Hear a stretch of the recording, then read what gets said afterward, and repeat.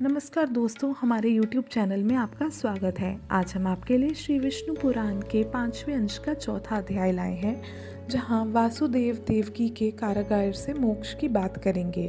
तो भगवान विष्णु का नाम लेकर चलिए शुरू करते हैं इस अध्याय को।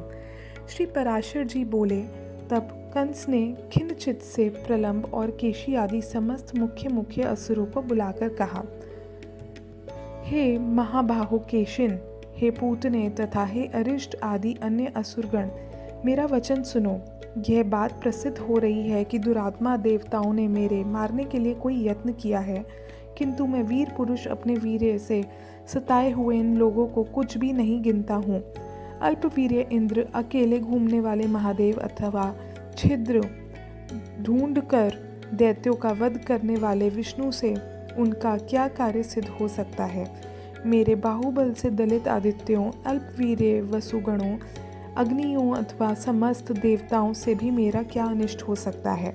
आप लोगों ने क्या देखा नहीं कि मेरे साथ युद्ध भूमि में आकर देवराज इंद्र वक्षस्थल में नहीं अपनी पीठ पर बाणों की बौछार सहता हुआ भाग गया था।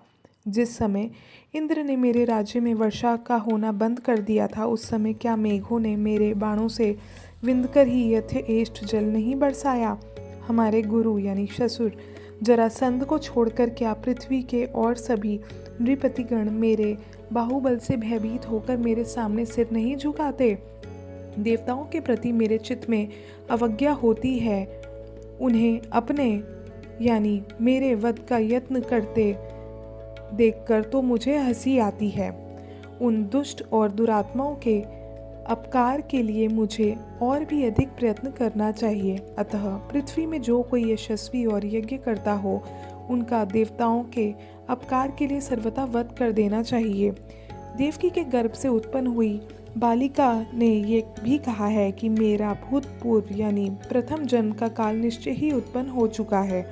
अतः आजकल पृथ्वी पर उत्पन्न हुए बालकों के विषय में विशेष सावधानी रखनी चाहिए, और जिस बालक में विशेष बालक का उद्रेक हो, उसे यत्नपूर्वक मार डालना चाहिए।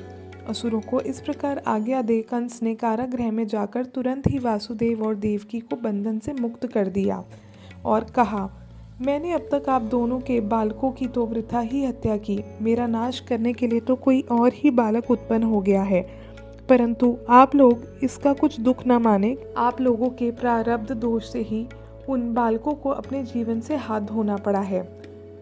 इस पर श्री पराशर जी मैत्री जी को आगे बताते हैं कि हे द्विजश्रेष्ठ, उन्हें इस प्रकार ढांढस बंधा और बंधन से मुक्त कर कंस ने शंकित चित्त से अपने अंतपुर में प्रवेश किया। इस प्रकार श्री विष्णु पुराण के 5वें अंश का चौथा अध्याय समाप्त होता है। 5वें अध्याय में हम पूतना वध के बारे में बात करेंगे। धन्यवाद।